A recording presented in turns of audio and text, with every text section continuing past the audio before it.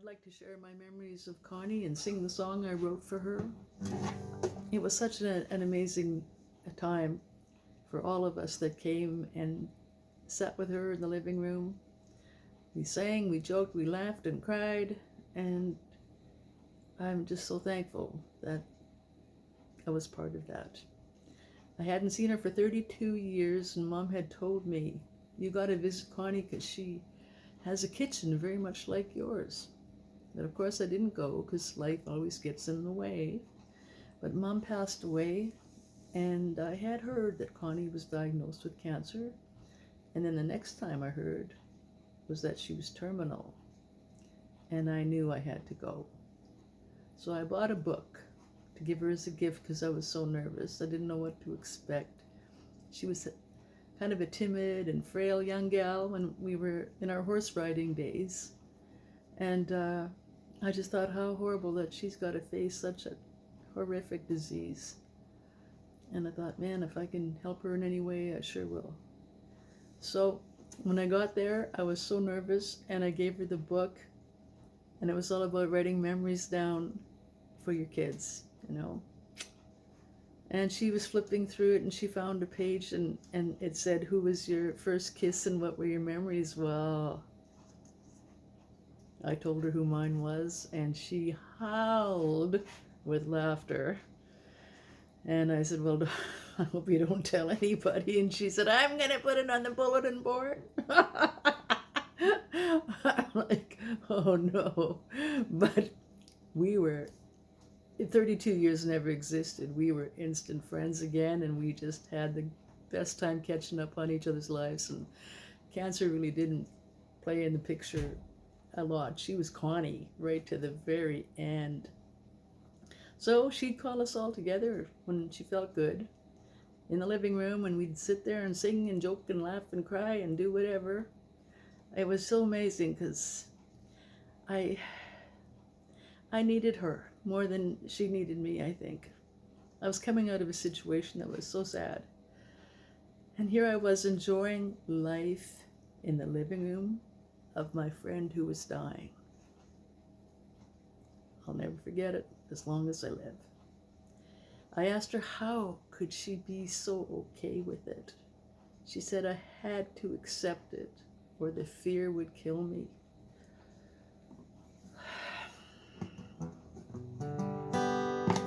So I remember also she had won lotto. Was it the Wednesday lottery when she was 18? She won $100,000. And I remember her saying, I just wish I could win it now.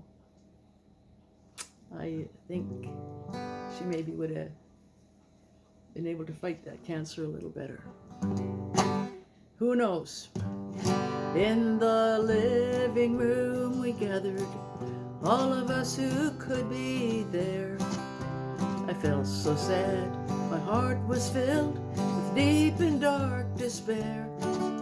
She asked if I would sing Me and the Wildwood Rose for her favorite song. I knew it all, so we sang every word. And we celebrated life in that room she filled with love. We rode up hills and valleys and asked for help from up above. We picked the wildwood flowers. She said, I loved you like a bug. We sang and joked, we laughed and cried. We all learned how to hug. I thought that she could use me for one more leaning post.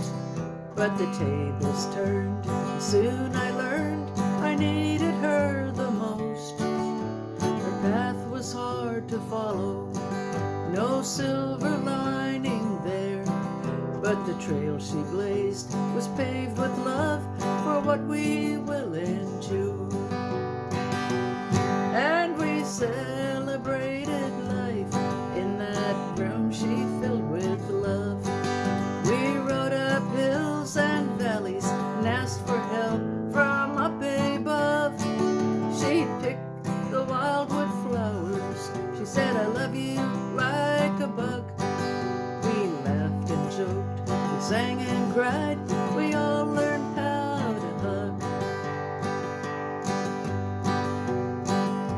Her celebration ended, but mine it still goes on.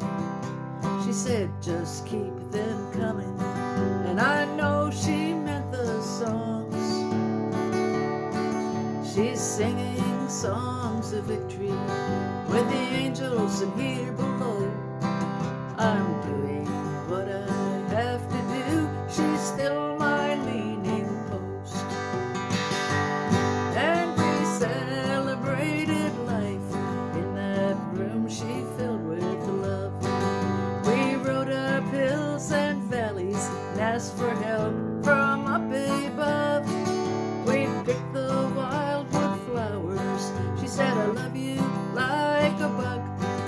We sang and joked, we laughed and cried.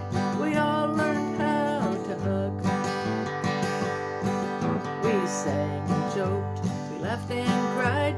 We all learned how to hug. And I remember some were saying she's not going to make it till for Christmas. And she was sitting there one afternoon saying, I'm coming to the Classic Country Show. And that was in February 2006. She was at the Classic Country Show in 2006.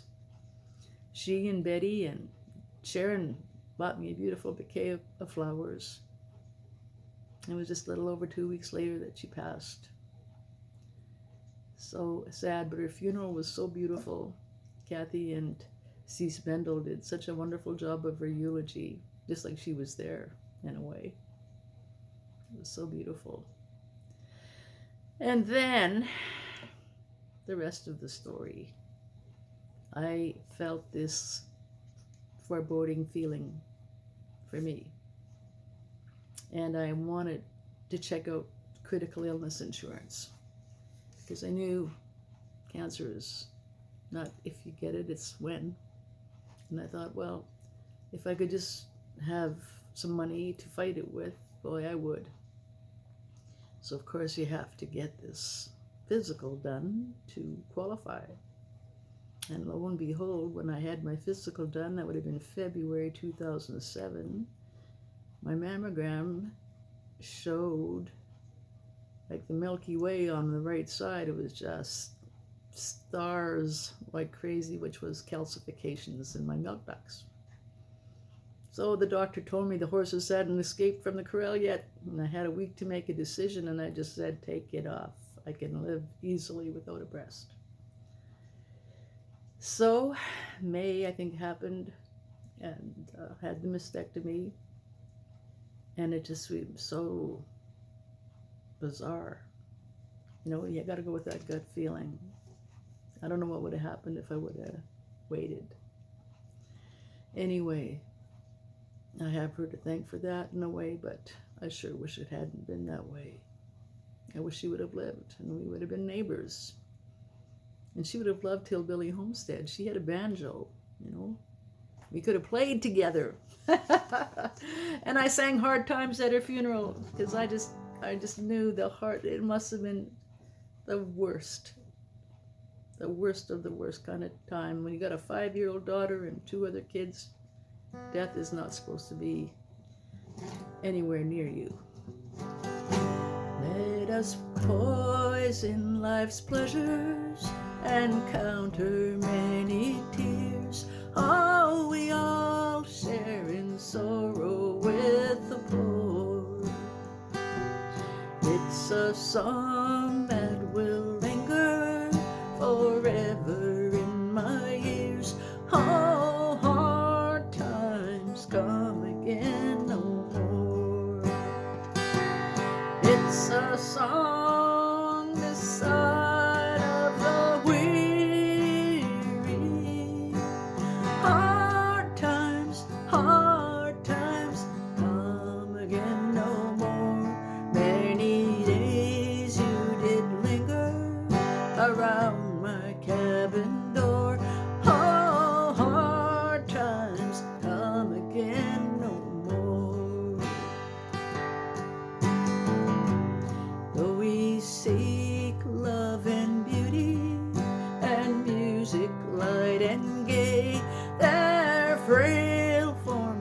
fainting at the door. Though their voices are silent, their pleading faces say, oh, hard times come again no more.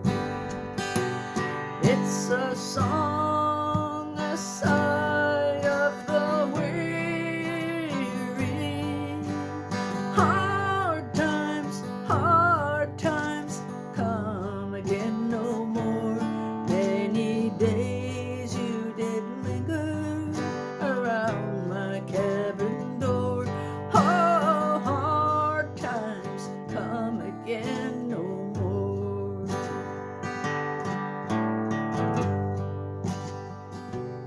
There's a pale young maiden who cries, toils her life away with a warm heart whose better days are o'er.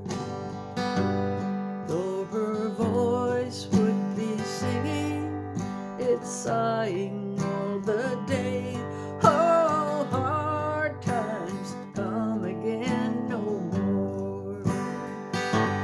It's a song, the sigh of the weary. Hard times come again no more.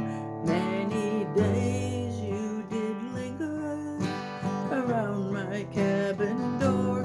Oh, hard times come again no more. Oh, hard times come again no more. I sure miss her.